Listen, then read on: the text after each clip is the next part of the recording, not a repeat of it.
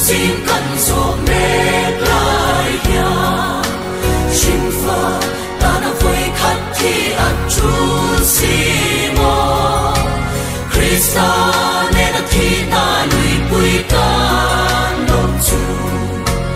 lâu ông để ra ni ra tha để ra đâu ni e ô khi ta lùi bụi thân đại cái ba chuối nằm khó ra gian ngoài khi cần nuôi chi vẫn sang luôn noa mà tăng xuân buồn hát xuân thì nó tu là an chia rẽ tiếng đồ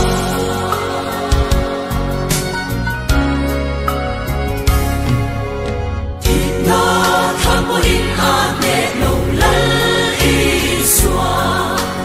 thì nó để thâu lệ in an nung ren à gian kim arala qua lâu và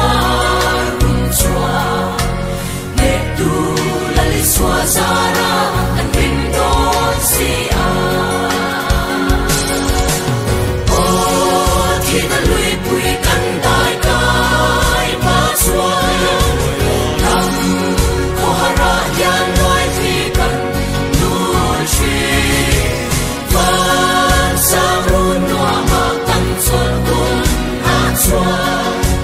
thì nó tu là an chia rẽ tiếng đồ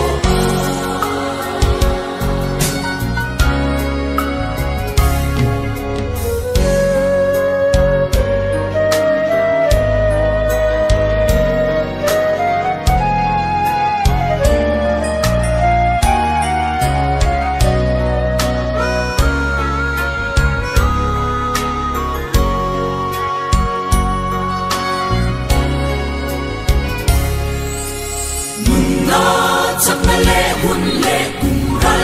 mà sẽ và na